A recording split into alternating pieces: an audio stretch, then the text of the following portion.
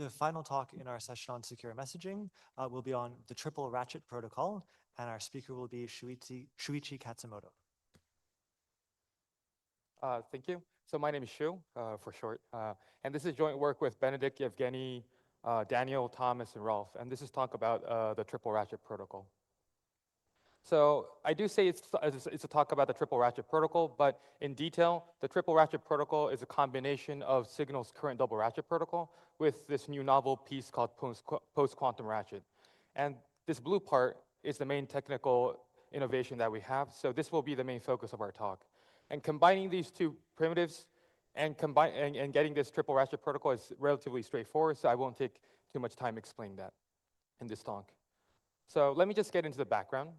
So the Signal Protocol, what is this? So it's a gold standard for two-user secure messaging, and it provides for secrecy and post-compromise security. And it's a protocol already used within the Signal ecosystem, and also in WhatsApp, Google messages, and so on. And the key thing that I do want to highlight that it mainly relies on the hardness of the Diffie-Hellman assumption. So it's based on a classical assumption. So let me dive into a bit more about this Signal protocol. The Signal protocol can be broken up into two protocols, the X30H and the Double Ratchet protocols. And this first X30H protocol is the one that allows you to establish shared keys among two users. And once you share these keys, we use this Double Ratchet protocol to ratchet our keys forward and continuously share keys, which I'll explain a bit later. But essentially, this Double Ratchet protocol is the essence to provide us with strong security guarantees after once establishing these keys. Okay, and there has been talk about transitioning to post-quantum security. And let's look at the classical Signal protocol, the X30H and the post-quantum ratchet. The fire indicates for this slide that it doesn't have any post-quantum security. So what they did was that they made a first step towards post-quantum signal in 2023 in September. So they moved this X30H protocol into a PQXDH protocol. But one thing to note is that it's not fully post-quantum yet. It's only secure against harvest now, decrypt later adversaries. But still, it's a great step forward into the post-quantum regime. But as I said, this is only the key agreement phase.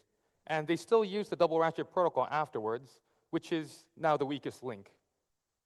So once your state gets compromised at the later stage, then you don't actually get any post-quantum guarantees. So what this talk is really about is how can we make an efficient post-quantum Double Ratchet protocol? And for that, I'll have to explain a bit more about this Double Ratchet protocol. And as the name suggests, there's two ratchets involved. And the Double Ratchet protocol consists of a Diffie-Hellman public ratchet and a symmetric ratchet. And this public ratchet part, the Diffie-Hellman part, this is where you get the guarantee of PCS, so post-compromise security. And the symmetric ratchet is the part that guarantees for secrecy. So it has two kind of flavors of security, and each one of them gives us this really strong Double Ratchet protocol. And as I said, the Double Ratchet protocol is on flames, but where's this flame really coming from? It's coming from the Diffie-Hellman public ratchet. So when we break it down, you can see that the symmetric ratchet, it only actually relies on symmetric key primitives, so it's going to be secure. So now the question is, how do we make this Diffie-Hellman public ratchet post-quantum? And this is the core question. And theoretically, this is already known, so we can use chems to do that. But as I'll explain a bit later, practically speaking, this is going to be incompatible with Signal's constraint. So we have to devise new methods. And for that, I would now explain about this Diffie-Hellman public ratchet. What is this? So this is a two-party continuous key agreement. So in the previous talks, it was a continuous group key agreement, but there's no group, it's only two. And this is very easy to explain in pictures. So let's say Alice, which is red, and Bob is the blue. They initially share some keys, a Diffie-Hellman key. What Alice is going to do is that when Alice wants to talk to Bob, it's going to sample this new Diffie-Hellman key and just performs this key exchange and compute this K1. And it sends G to the A1 to Bob. And Bob can just compute the same K1. And when Bob wants to talk back to Alice, it's just going to ratchet forward in the sense that it's going to create a new key, and it's going to perform another round of Diffie-Hellman key exchange. And this just keeps on going in a ping-pong communication pattern. And this is why it's called ratchet, because it's moving forward. And the question is, why do we need this continuous flow of key agreements? And this provides us with good security guarantee. So let's say at some point Alice's state becomes compromised, so the adversary knows this red part. When you look at it in detail, this red part just propagates to all of the other areas too. So all these red components are going to be insecure as well. But the good thing is that if Bob and Alice takes 2 rounds to sample new keys, and assuming that the adversary is passive, what's going to happen is that their state's going to heal again, because all this red component doesn't seek into the new fresh randomness pool. And in Eurocrypt 2019, Alvin Corretindores proposed a post-quantum ratchet based on KEMs, which kind of emulates this Diffie-Hellman construction. And one thing I do want to know is that this healing process is inherently a very heavy public key operation, because you need to sample new randomness and send it across to your peer. So now that we have this Diffie-Hellman public ratchet, I want to explain how we kind of combine this with a symmetric ratchet to get the double ratchet. And I'm going to provide you with the naive construction, which is not used in practice, but to illustrate how it can be used. So this red part, this is the Diffie-Hellman public ratchet. And what Alice is going to do is that it's going to put it into its local state, and it's going to, this black box is the KDF function, so the KDF, and it's going to create this MK1, which is the message key, let's say. And it's going to further run it through a KDF, and for a message M1 that it wants to send, it's going to derive a unique secret key 1 and sends it with that. And this is just going to keep on ratcheting internally, and this is why it's called a symmetric ratchet. So every time Alice wants to send a new message too, it's going to ratchet forward again, in like the symmetric part, and create a new SK2, and just keeps on moving. And it's easy to see why this provides us with forward secrecy, because if Alice erases SK1 or SK2, then you can't decrypt the past messages. And it's easy to see that this ping-pong communication is very intuitive, because Bob, having this K1, can derive the same state as Alice and decrypt everything. So it looks very nice. But in practice, this is actually not the best idea, because the scheme is not really robust, in the sense that, let's say Bob does not receive this Diffie-Hellman ratchet message, which is this G to the A1, or it arrives out of order. Then what happens is that Bob can't really compute this K1, so it can't create these symmetric ratchets, meaning that it can't immediately decrypt these incoming messages from Alice. So it loses immediate decryption. In the worst case, it can't decrypt at all. And this is why, in practice, what Signal implements is a different strategy. So it batches this G to the A1 with the actual message encryption. And it's just going to batch them together every time they send it out. And this way, it's kind of obvious to see that even if this initial first flow is lost, that's fine, because Bob will be able to derive the same K1 and decrypt the message. Because the symmetric ratchet, you can just keep on moving forward locally. So you get immediate decryption, which is very useful. But one thing to note is that we're using this Diffie-Hellman message, and we're going to continuously resend this. So it's kind of like wasting bandwidth. But on the same, but that's not really a big issue for the current schemes, because in classical crypto, this is a very small component. But I hope this kind of motivates why post-quantum ratchet has been a theoretical thing mostly. So if we follow the ACD approach of creating a post-quantum ratchet using KEMs, then we'll have to send this encapsulation key and this ciphertext, and we have to repeat this over and over again. So one post-quantum ratchet is roughly now 2 kilobytes, which is 70 times bigger than the Diffie-Hellman ratchet. And to keep the impact on performance and bandwidth consumption minimal, Signal aims to limit this overhead to 40 bytes per message. So this is a strict requirement that they impose. So there's a lot of compression that we have to do, and it's not really clear how to make this all work. And this brings us to our efficient post-quantum ratchet idea.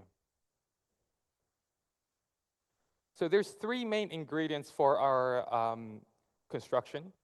So idea 1 is that we're going to create this new notion of ratcheting KEM and construct this thing called Katana. This is just a better post-quantum ratchet than running 2 chems in parallel that was done previously. But this itself doesn't allow you to just squeeze everything into 40 bytes magically. So what we do next is that we have this idea too, which is chunking using erasure codes. So we're going to force a smaller bandwidth using erasure codes. And this will provide us with worse PCS guarantees. So in the final idea, what we're going to do is that we're going to boost this PCS guarantee with a better sending strategy, which we call opportunistic sending. So I'm going to explain each of these steps, and I think they're relatively intuitive, that it's very easy to understand. So the first thing is this ratcheting KEM. What is this? And to understand this, I think this example is very nice to see. So in signals Diffie-Hellman ratchet, when you look at this G to the A1 component, you can actually see that it's being reused for 2 purposes. So this component is used for a Diffie-Hellman key exchange, but it's used once as a receiver and once used as a sender message. So it's being reused in 2 places. But unfortunately, if we try to replace everything with chems, this kind of idea doesn't work anymore because an encapsulation key and a ciphertext can be interchanged. And this is why in ACD19, you required 2 chems to kind of emulate this behavior of this Diffie-Hellman ratchet. And this comes this notion of ratcheting KEM, which we introduce. So this is a special KEM where the encapsulation key can be reused as part of the ciphertext. And on first glance, this doesn't really make much sense, but when you look at the concrete example, it's really easy. So I'll give you one common lattice-based KEM. Encapsulation key is this LW sample AS plus X, where A is this public matrix that everybody knows. And the ciphertext is also in this format, CT0 and CT1, where CT0 is again an LWE sample with respect to this public matrix A. And it's only the CT1 that really depends on the encapsulation key. So although the format is a bit different, we can work around that. And what happened is that we can reuse this encapsulation key as part of this ciphertext now. So what it means is that if somebody already sent an encapsulation key and at a later point wants to send this ciphertext, it doesn't have to send this CT0 anymore because it's going to reuse it there. And CT1, this much smaller part, will be the actual ciphertext now. And in lattice-based crypto, what's really lucky for us is that this CT0 is the much dominant part within this ciphertext. So CT1 is much smaller. So this provides us with a significant size reduction. So to give a flavor of how much size reduction is that compared with MLChem, in Katana, you can see that the ciphertext is much smaller now. So the actual message that we have to send, which is this encapsulation key plus ciphertext, it's about 40 to 50% smaller now. And one thing I should note is that reusing things always, is not secure. So we have to provide like a new security proof claiming that it's really secure. And for that, the parameters has to be kind of modified from MLChem a bit. And that's why the encapsulation key is not the exact same size. So that's the first idea, but still, it's 1 kilobyte. And we have to put it into 40 bytes, which is much smaller than what we can. And this is why we're going to use erasure codes to chunk these really big components into smaller pieces, each of going to be smaller than 40 bytes.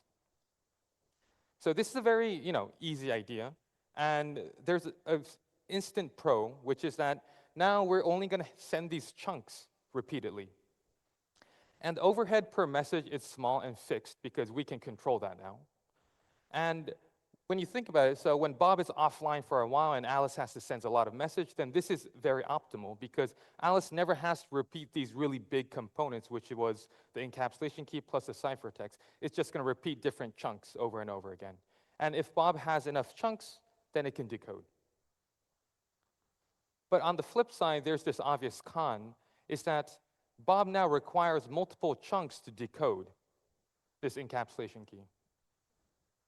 So, and if it doesn't have this encapsulation key, it can't actually run this public ratchet, so it can't really move forward. And, okay, so I was using PowerPoint, so you can't see, but I think this slide, is enough. But you can see that there's a bot symbol being sent from Bob, meaning that Bob is wasting his bandwidth a lot because it can't really do anything unless it has this encapsulation key from Alice. And this means that the public ratchet is going to move slower So it's going to give us worse PCS guarantees now. So this brings us to our final idea, which is opportunistic sending. And for this talk, I'm going to call that Yocho. And again, this is very simple to understand once you see the concrete example. And let me explain through the sending strategy with Katana. So you can see that Bob's large encapsulation key is AS plus X, and it's independent of Alice's encapsulation key. And it's only this Bob's really small ciphertext that really depends on Alice's information. So at this point, the opportunistic way of sending is that they're just going to send these large components concurrently. So Bob does not have to wait until Alice sends all of his chunks. It can already start sending its encapsulation key by chunking it and not waste bandwidth. And once it receives this encapsulation key, it just sends this really small ciphertext, and that's it. So this is a very nice way of not wasting bandwidth. And if you combine all these ideas together and write it down, it becomes our post-quantum ratchet protocol. And in the final phase, I want to talk about a preliminary benchmarking and how it kind of provides us with better guarantees. And the reason why I call it preliminary is that because benchmarking itself is a whole other talk. And we have a lot of results on this, but it did not fit. So we're going to talk about a very basic thing. And the reason why this is very complicating is because it's really hard to define what a best protocol is. Because obviously it depends on the allowed bandwidth budget. For our scenario, it's 40 bytes, but in general, it might not be. We also have to think about a lot of different communication patterns. Is it a balanced communication? Is one device offline for a long time? And depending on that, maybe your protocol the best protocol might be different. So for this talk, I'm just going to give a very general overview. And for those who are interested, please ask us offline. But one thing to know is that so how do we define this best protocol? And what we want to do is that we want to so the criteria that we're going after is the number of exposed messages under corruption. So if an adversary corrupts a user at some state, we want to count the number of messages that's explicitly exposed to the adversary. And a scheme that minimizes that should be the best protocol. And with that in mind, we'll provide some performance with ML-KEM versus our optimized Katana. And since we always have to do this chunking optimization because right now we're fixing it to 40 bytes per message, the overhead. And this x-axis shows the number of exposed messages. It's not really that important, but the only thing that we want to tell in this slide is that Katana has about 60% less exposed messages because the number of actual bytes that we have to send out is smaller than ML-KEM. So it has a direct effect on how secure it is. And the other benchmarking that we wanted to do is Katana versus this opportunistic Katana where we do this yochoing. And since we're optimistically sending a lot of information, we further get this 25% less exposed messages compared to not doing that.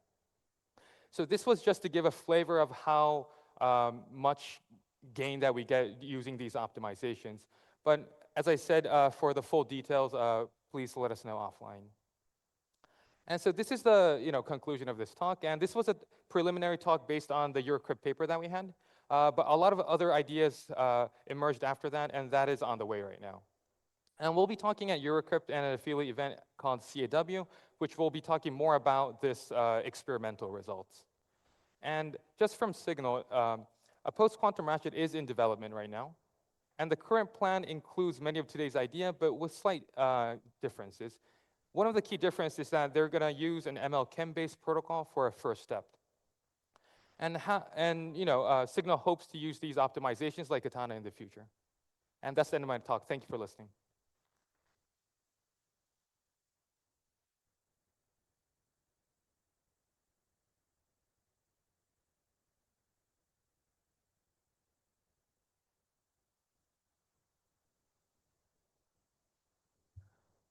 A very nice talk. Thank you. The ML, the KEM thing is very cool.